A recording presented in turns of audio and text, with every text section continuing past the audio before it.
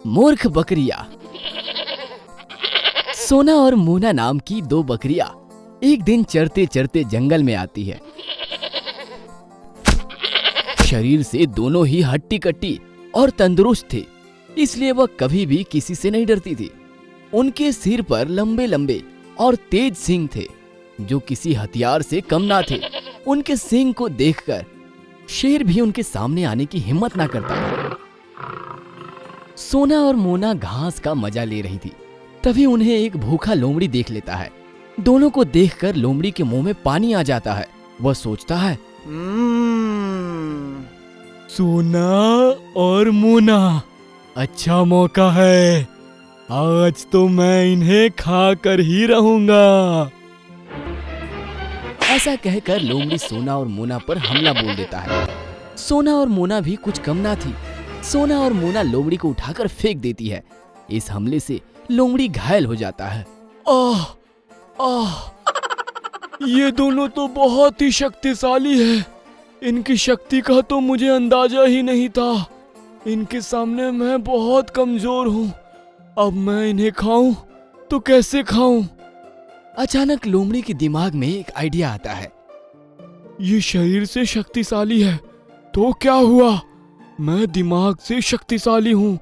अब मैं ऐसी चाल चलूंगा कि ये मूर्ख बकरियां खुद ही मेरे जाल में फंस जाएगी। लोमड़ी सोना और मोना के पास जाता है। लोमड़ी को देखकर सोना मोना गुस्सा हो जाती है। क्यों रे, मन नहीं भरा क्या? और मार खाना है? चला जा यहाँ से, हमारा शिकार कर सके ऐसा इस जंगल में कोई नहीं। बकरियों की बात सुनकर चालाक लोमड़ी अपना जाल बिछाना शुरू करता है। मैं तो तुम्हारा शिकार करने का सोच भी नहीं सकता। कहाँ मैं, कहाँ आप? मैं तो बस आपको एक बात बताने आया था। कल शेर आप दोनों की तारीफ कर रहे थे। क्या? सच में? फिर हम पर हमला क्यों किया? मैं तो बस आपकी शक्ति की परीक्षा ले रहा था। अच्छा, तो कैसी है हमारी शक्ति? तुम दोनों तो बहुत शक्तिशाली हो। तुम्हारे जितना शक्तिशाली तो शेर भी नहीं है, ऐसा खुद शेर ने कहा। और क्या कहा शेर ने? यही कि सोना बहुत शक्तिशाली है। और मैं शक्तिशाली नहीं? शेर ने आपकी भी बहुत तारीफ की, पर शेर कह रहे थे कि मोना सोना से थोड़ी कमजोर है, पर वो भी शक्तिशाली ही है। ठीक कहा शेर ने, मैं मोना से भी ज्यादा शक्तिशाली हूँ। क्या बक रही हो? मैं तुमसे भी ज्यादा शक्तिशाली हूँ। नहीं, तू नहीं, मैं हूँ।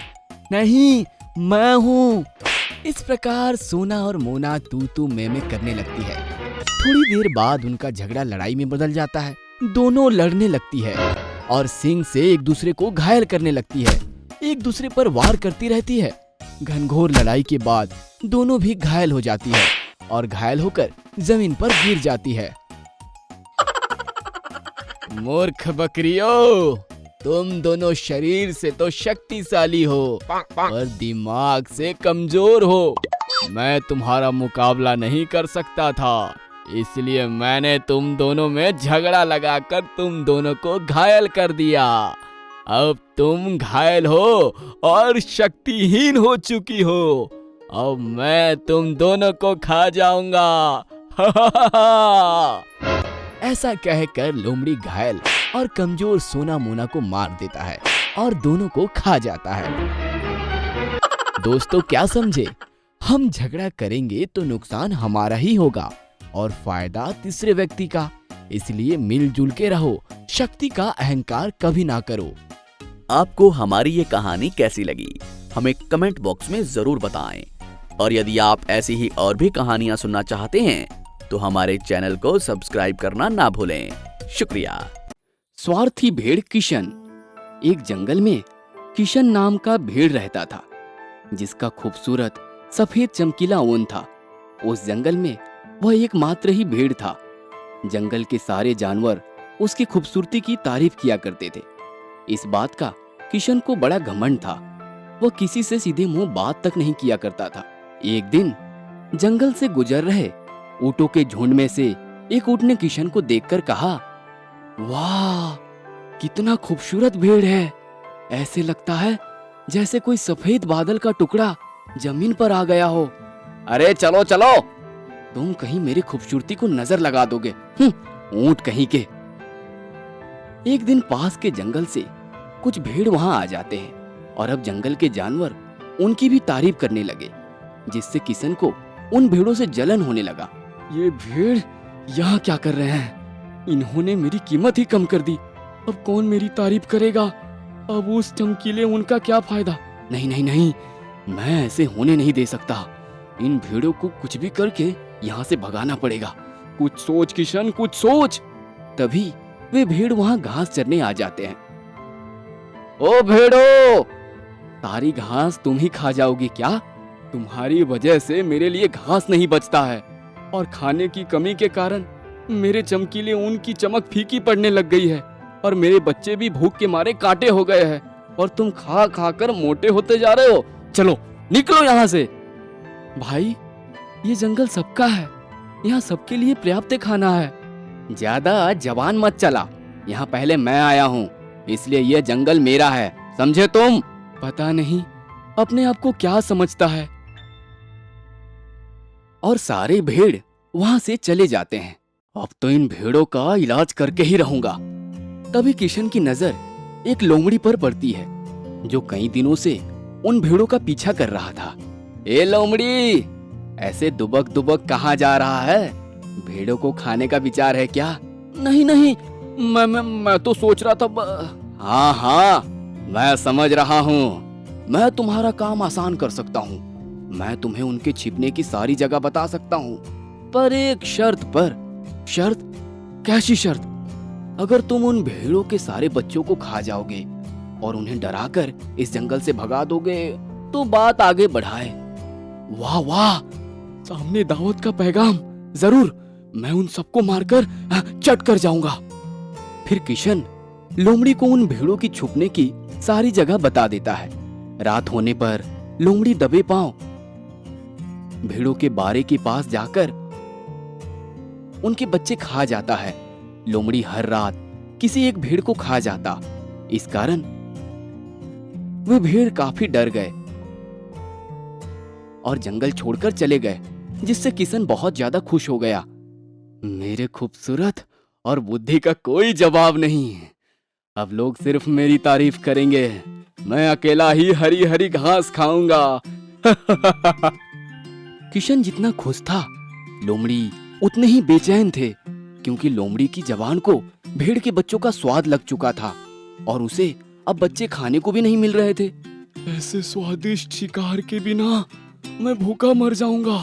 तभी उसने किशन के बच्चों को खेलते देखा और मौका देखकर किशन के बच्चों को खा लिया। जब किशन को यह बात पता चला तो उसने लोमड़ी से कहा कि उसने धोखेबाजी की है। तो लोमड़ी ने कहा, मैं लोमड़ी हूँ, धोखेबाजी तो मेरे स्वभाव में है, लेकिन तुमने भी तो उन भेड़ों के साथ धोखेबाजी की है, तो इसे उसी का परिणाम मान लो। यह बात सुनकर किशन अपने किए पर पछताने लगा और कहने लगा, मैंने स्वार्थ में आकर अंधा होकर अपना ही नुकसान कर दिया। हाय, कितनी बड़ी गलती की है मैंने। फिर किशन ने उन भेड़ों से जाकर माफी मांगी और सारे भेड़े मिलकर एक साथ रहने लगे। शेर और आदमी की कहानी। कुछ समय पहले की बात थी। एक गांव में गोपाल नामक एक बूढ़ा आदमी रहता था। वो हर दिन जंगल जाकर लकड़ियां काटकर उसे गांव में बेचकर उन्हीं पैसों से अपना घर चलाता था। एक दिन गोपाल हमेशा की तरह जंगल गया। वो लकड़ियां काट रहा था। इतने में एक बाघ ने गोपाल को देखकर मन ही मन सोचा, मैंने हमेशा जानवर को ही खाया है, कभी भी आदमी को नहीं खाया, लेकिन आज बहुत भूख लग रही है, इसलिए आज कैसे भी करके इस आदमी को खाना चाहिए। ये सोचकर गोपाल के पास जाकर वो जोर से चिंघाड़ा। बाघ की आवाज सुनकर गोपाल बहुत डर गया और पीछे मुड़कर जब उसने देखा तो बाघ उसे देख रहा था। बाघ ने गोपाल से कहा, मुझे देखकर तुम इस तरह क्यों डर रहे हो? मैं इस जंगल का महाराज हूँ। मुझसे पूछे बगैर क्यों लकड़ियाँ काट रहे हो? गोपाल ने शेर से कहा, महाराज, बहुत समय पहले ही मैं यहाँ आके रहा हूँ। लकड़ियाँ काट कर जो पैसे मिलते हैं उन्हीं पैसों से मैं अपना परिवार चलाता हूँ और उनकी देखभाल करता हूँ। ये सब कारण मुझे बताने से मेरी भूख नहीं मिटेगी। मैं आज तुम्हें छोड़ूंगा नहीं। ये कहकर वो हंसने लगा। गोपाल ने डरते डरते बाघ से कहा, महाराज, मैं बूढ़ा हो चुका हूँ, मुझे खाने से कोई लाभ नहीं। मैं अभी मेरे घर जाकर तुम्हारे लिए बहुत अच्छा खाना लेकर आऊंगा। मुझे खा लेने से मेरा परिवार भी संकट में आ जाएगा। मैं खाना लाऊंगा तो तुम्हारी भूख भी मर जाएगी। ये सब मुझे मत बताओ, मैं अभी तुम्हें खाना चाहता हूँ। कहकर बाघ आगे बढ़ा। इतने में बाघ के ऊपर पेड़ का एक बड़ा डाल टूटकर गिर पड़ा। बाघ जोर जोर से चीखने लगा। गोपाल यह देखकर सोचने लगा, अभी तो ये बाघ मुश्किल में है, मुझे इसकी मदद करनी चाहिए। लेकिन अगर ये बच गया तो मुझे खा जाएगा। क्या मुझे भाग जाना चाहिए? गोपाल यही सोच रहा था और बेचारा बाघ वहां दर्द से करहा रहा था। बाघ का दर्द देखकर गोपाल से रहा नहीं गया और वो बाघ के पास गया और उस डाल को हटा दिया। खड़े होकर बाघ ने गोपाल से कहा, मैं तुम्हें मारना चाहता था, लेकिन तुमने मेरी जान बचाई। तुम चाहते तो भाग सकते थे। मुझे माफ कर दो। तुम हमेशा की तरह जंगल में आकर लकड़ियां काट सकते हो। मैं तुम्हें कोई नुकसान नहीं पहुंचाऊंगा। कहकर बाघ वहां से चला गया। गोपाल भी लकड़ियां लेकर खुशी खुशी घर चला गया। अगले दिन गोपाल जंगल में लकड़ियां काट रहा था। इतने में एक शेर गोपाल को देखकर उस पर हमला कर देता है। गोपाल ने जोर से मदद के लिए चिल्लाया। वही पुराना बाघ सुनकर उसकी मदद के लिए आया। बाघ ने शेर से कहा, तुम यहाँ क्या कर रहे हो? मुझे भूख लग रही है, इसलिए यहाँ आदमी को खाने आया हूँ। ये बात सुनकर बाघ ने कहा, तुम इस आदमी को कुछ नहीं करोगे। ये आदमी मेरा दोस्त है, इसने मेरी जान बचाई है। अगर तुम्हें इससे कोई भी चोट पहुंचाए तो तुम्हारे साथ अच्छा नहीं होगा। मैं तुम्हें इस जंगल से निकाल दूंगा।